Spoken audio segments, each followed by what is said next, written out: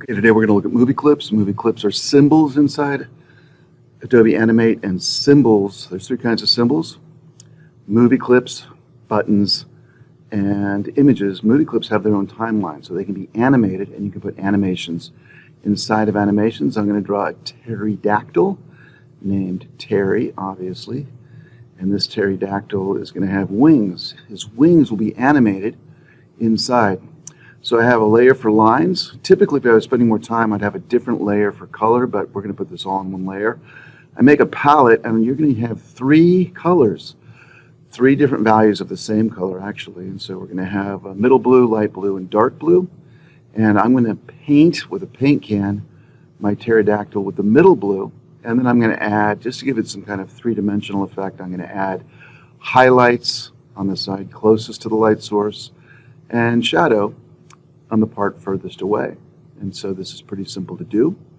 If I move that over there so I can grab some the paint can, I will grab the light color, and now I'll grab the pen tool, actually the brush. Don't use the pencil, only use the brush.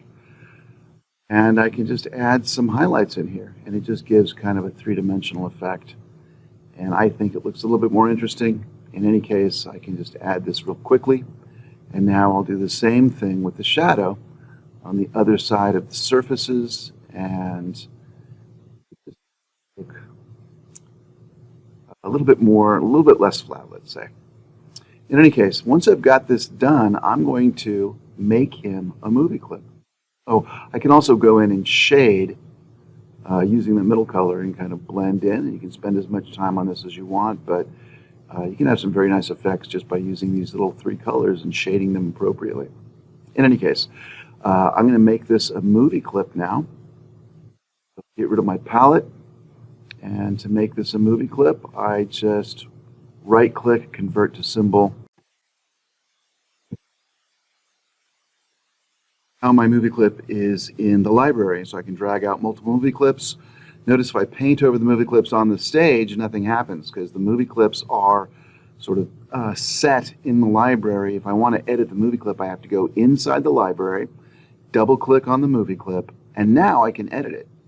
So once you have a movie clip, you can't edit it on the stage anymore. You have to edit it inside the movie clip. In any case, I'm going to make three layers, actually four layers ultimately. I'm going to have one for the body, another layer for the wing in front of the body, and a third layer for the wing behind the body. And so I need to adjust these layers by dragging them so the body's between the two wings.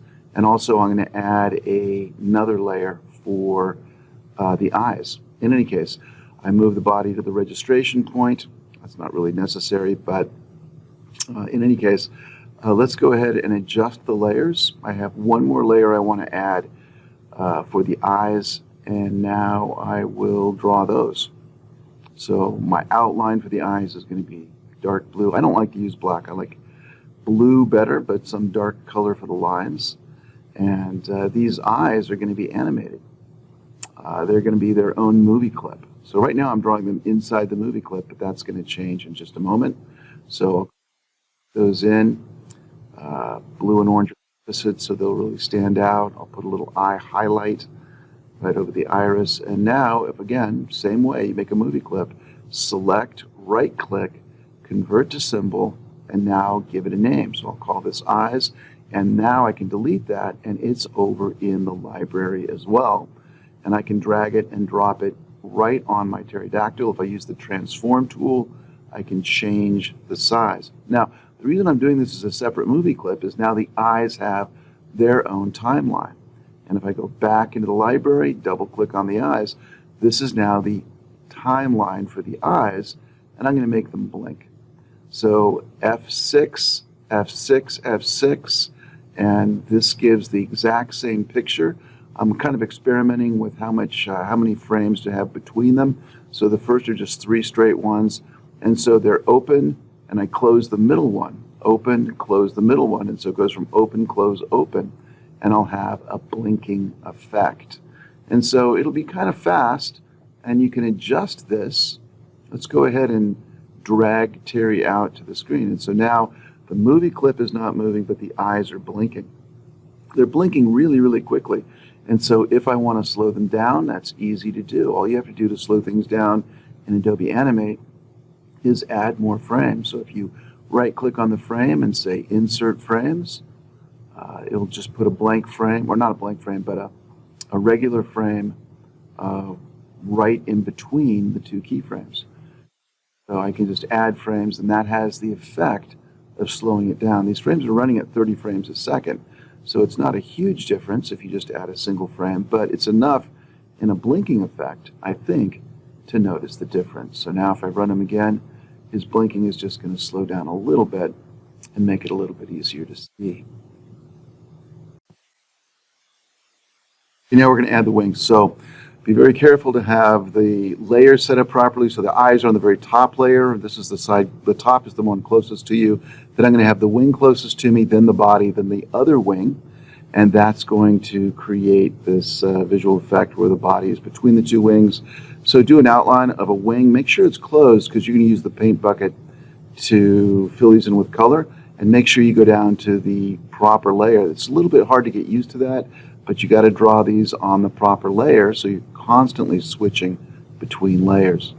And then if you want to add the color, you can choose the middle color, and I think I'll do the top of the wing a light blue and the bottom of the wing a darker blue. And so in the furthest away wing, it's the top. You see the top of the wing, so light blue.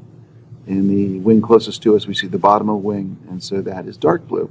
And I'm just going to repeat this over and over. The critical thing is F6 gives you a loaded keyframe with the same picture, and F7 gives you an empty keyframe.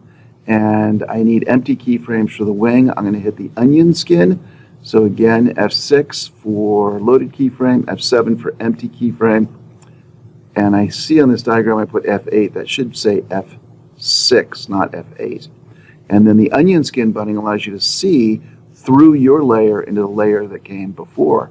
And so I can see where the wings were before. And so F6 and F7, not F8. And now I'm ready to draw the outline. So I'm just going to draw a whole bunch of outlines of the wings. And I'll get up the video a little bit, watch this, but it's the same thing over and over.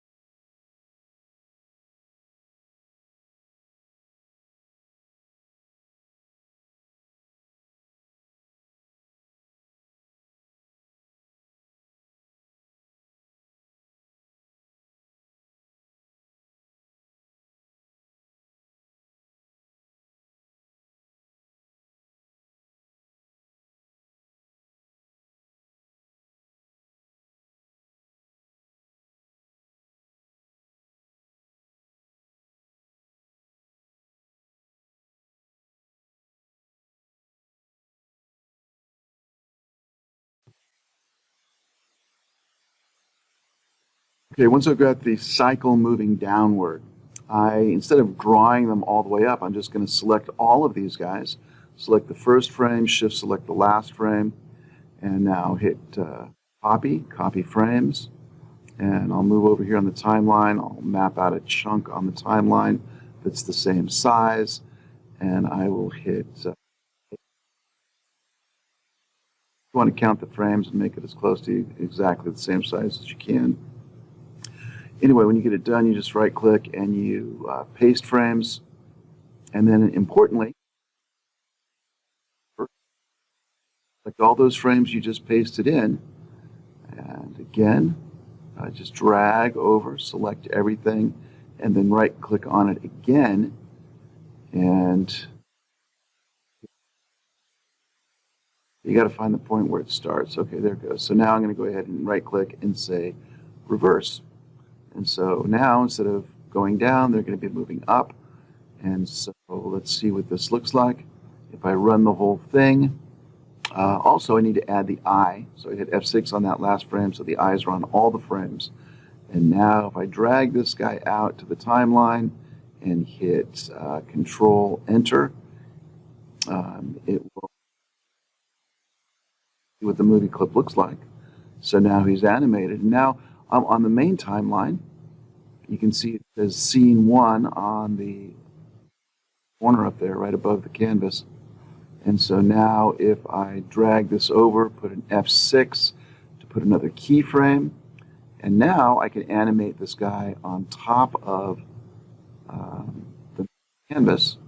And if I just right-click this guy, incidentally, when you enlarge him, hit the Shift key so he keeps the same shape, the same proportions, I should say.